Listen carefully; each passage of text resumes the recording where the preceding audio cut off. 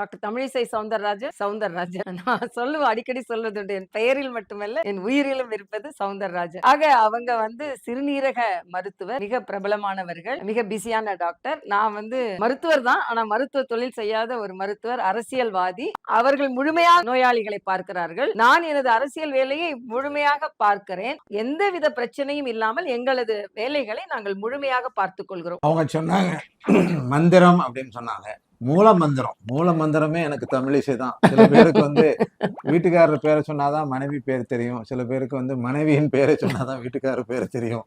அந்த மாதிரி எனக்கு அவங்களுடைய கணவர் அப்படின்னு சொல்லிக்கிறதுல ரொம்ப பெருமை மட்டும் இல்லை.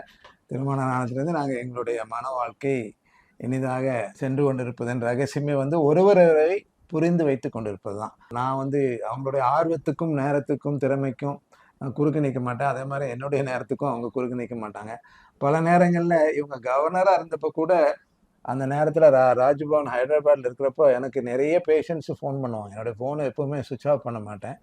அங்கே உட்காந்துட்டு கூட எனக்கு பதிலாக ஃபோன் எடுத்துகிட்டு அவங்களுக்கு எனக்கு பெட்டு கிடைக்கல டாக்டர் அப்படின்னா அவங்க ஒன்றுனே சொல்லாமல் அவங்க பாட்டில் எனக்கு என்னுடைய சார்பில் நான் தூக்கத்தை கெடுத்துடக்கூடாதுங்கிறதுக்காக அவங்களே ஃபோன் பண்ணி என் பேஷண்ட்ஸுக்கு பெட்டெல்லாம் ஏற்பாடு பண்ணி கொடுப்பாங்க.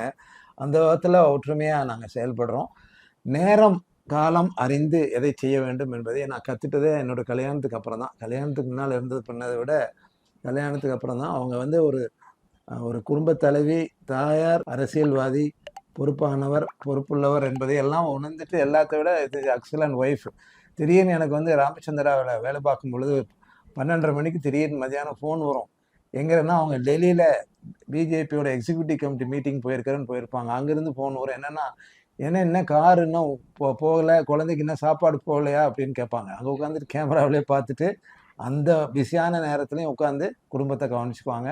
நேராக காலம் அறிந்து நேரத்தை எப்படி செலவிடுவது அப்படின்னு சொல்லி அவங்ககிட்ட தான் கற்றுக்கணும்.